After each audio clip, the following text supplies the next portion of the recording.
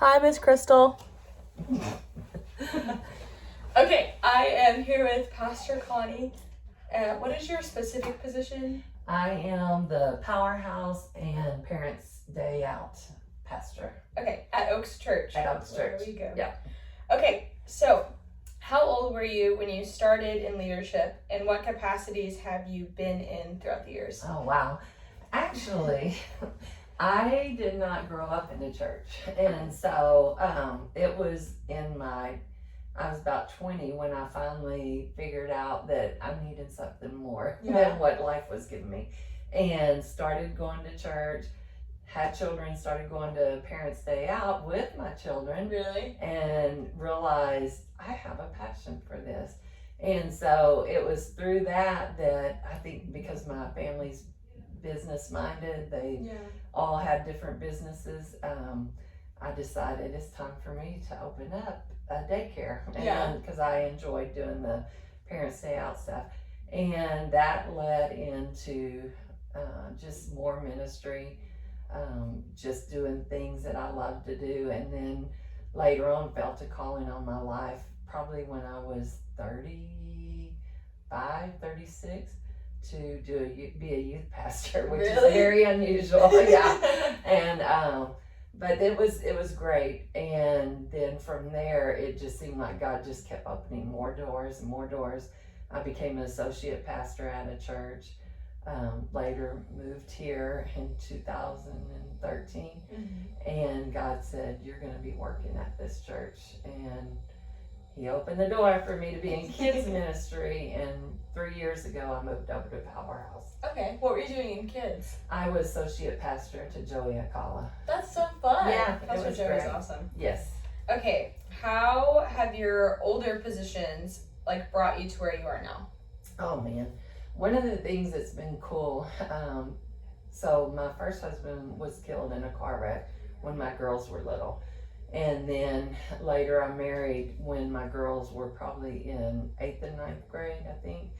And he does ranch work, so I'm getting somewhere with this. It was crazy because he does, he does a lot of consulting for ranches. So about every 5 years, God would move us to a new place. And I would get a new youth group or, whatever position I was in.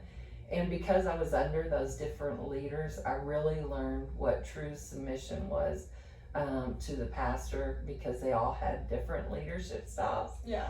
And by the time I left the last church, I realized one of the gifts God had given me was, he actually stopped me in my tracks and told me, I created you to be a kingdom builder. And I look back and realized at every church he planted us at, there needed to be new growth. Yeah. And somehow God would anoint me to help grow that area or that church or whatever. Yeah. And then once it got to that place, he would move us. Yeah. And so I think just learning the different leadership styles from every pastor and really understanding that whatever God calls me to, he's the one that's called me. Yeah. So my true submission comes to him and honoring him at every position. So what do you think your kind of kingdom building calling is for Powerhouse right now? Well, whenever I knew God was calling me to transition out of kids, which was crazy because I loved working with Pastor Joey and everything was great. But he said there needs to be some healing and some growth in the areas of Powerhouse. And so as soon as I got here, I realized, and this has nothing to do with the leadership, but just in the season that Powerhouse was in, there was a lot of tired people that were trying to work out their own strength versus truly flowing with the Spirit in those campuses and in those classrooms. And so I felt like God had me just restructure everything, get back to the basics of teaching the kids the Word of God and letting that Word be what works through the lives of those kids and families. And so that has truly been the mission since I've been here. Yeah. Nice. Okay. What are some of the biggest challenges that you faced in leadership? Honestly, what's crazy is probably I'll start with the first one was learning that when God said it's time to go, to trust Him. Yeah. Because every position I was like, I don't want to go, everything's great. And I really learned that every time God had something bigger and better. Yeah. And so the trusting in that situation has been the biggest part. But then I think in leadership itself is really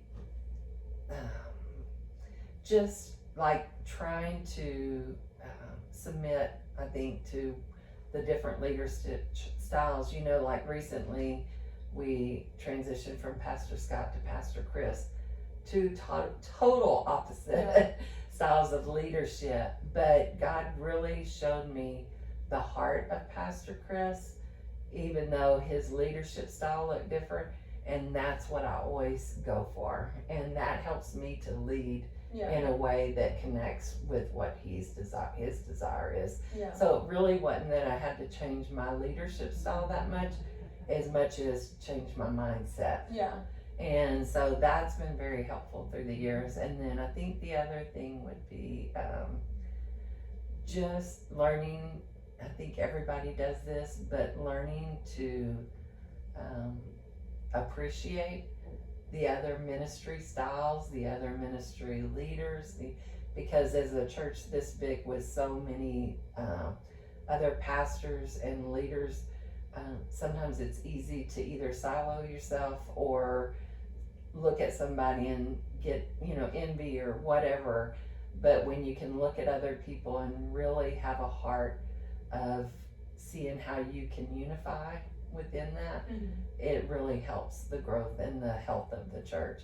And so that's kind of been one of my things that I think I learned early on, because I caught myself like judging and it's just your flesh, it's natural, but learning how to grab hold of that and say, no, I fight for unity, I fight for love, for growth, for all the things kingdom that the kingdom needs, not necessarily what I need in my ministry. Yeah, that's really good. Ouch. Okay, what has been probably like the biggest insight of wisdom that you've gained through your years of leadership? Oh my goodness. I'm sure there's plenty. I know. I was just like, I don't know of any one thing, but probably Pastor Scott was so full of wisdom.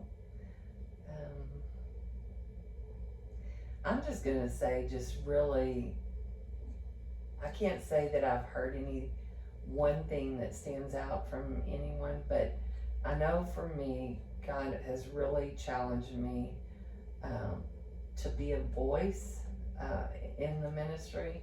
And so I think as a woman in ministry, especially as long as I've been, I've just learned that I can't wait for this, and I hate to say this, but I can't wait for the male to see me and to accept me. It's like God has shown me, no, when you walk into the room, if they're not coming to you, shake their hand, you go to them and you let them know that you walk in the same authority that they do, because it's my authority that I have given you. Yeah. And so for me, a lot of people will ask me, well, how do you do in the, men's world or whatever, and I'm like, I don't feel that way at all. I mean, because my authority, the anointing that's on my life is no different than theirs. In fact, it may even be stronger in some areas. Not that I'm going to flash that around, but I can't let, man, I guess, keep me from walking in what God has called me to. I have one more question.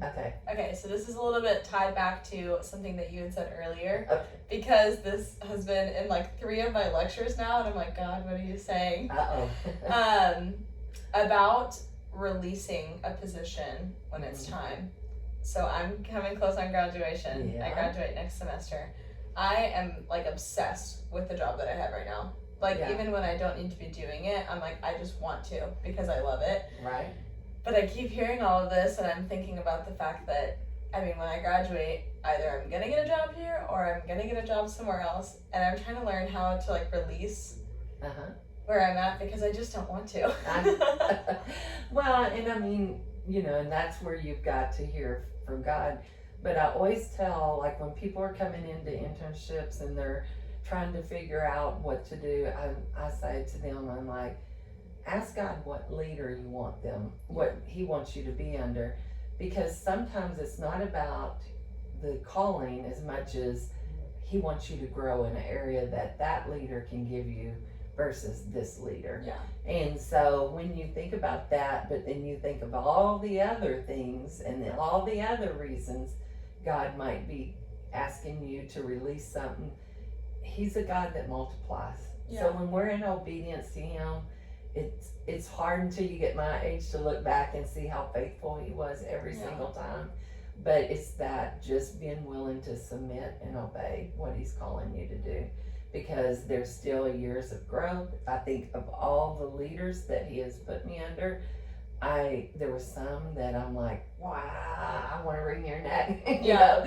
But that even helped me grow, you know, and learning how to humble myself, learning how to watch out for pride, you know, and all those things. So I think just having that heart to say, Lord, I'm here to do whatever you called me to do. Yeah. And if that means moving on to something else, you know, here I am.